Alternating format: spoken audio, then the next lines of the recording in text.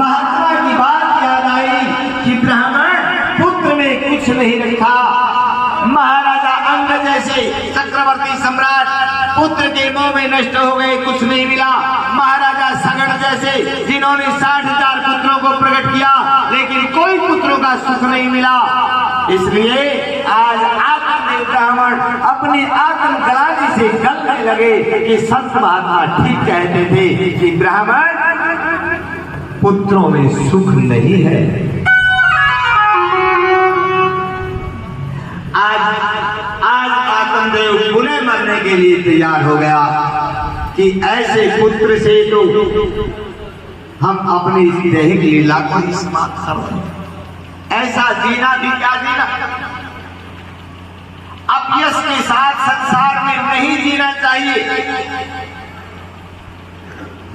एक बार धुंधकारी अपने पिता के पास आए, धन ले जा रहे थे। पिताजी ने रोका तो धुंधकारी ने पिता को ही ठोका। पिताजी तो बूढ़े हो चुके थे, एक कोने में गिर गए, रुदन करने लगे। धुंधकारी धन लेकर के चला गया। गोकर्ण महाराज विद्यालय से शिक्षा ग्रहण करके वापस आए।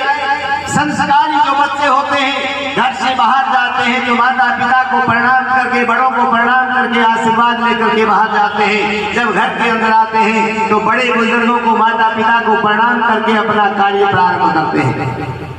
गोकर्ण महाराज को संस्कारी थे। आकर के जैसे ही घर में प्रवेश हुआ, माँ को प्रणाम किया। पिताजी को इधर देखा, पिताजी दिखाई नहीं दिए। माँ से पूछा, माँ पिताजी कहाँ? माँ ने कहा यही थे, अब तक तो पता नहीं, देख लो इधर हो गए। अब पिताजी पिताजी पिताजी करते पूरा घर छान दिया लेकिन पिताजी नहीं मिले। गोकर्ण महाराज दौड़ करके गौशाला की तरफ गए। आत्मदेव ब्राह्मण ग्लानि से रुदन कर रहे थे, गौ माता को निहार रहे थे। माँ तेरे चरणों में रहने वाला आत्मदेव ब्राह्मण आज इस व्यथा से दुखी है। कोई न कोई उपाय बताओ, इस संसार से, इस मोह की जाल से मैं निकल जाऊं और अपने जीवन को सार्थक बनाऊं। माँ कोई उपाय बताओ। मानो वो माँ गोकर्ण को भेजती है। गोकर्ण जैसे ही पिताजी ढूंढते हुए आते हैं, एक कोने में शिष्यां लेते हुए अपने पिता को पाया। गोकर्ण दौड़ करके लपक करके आगे बढ़े। एक पुत्र के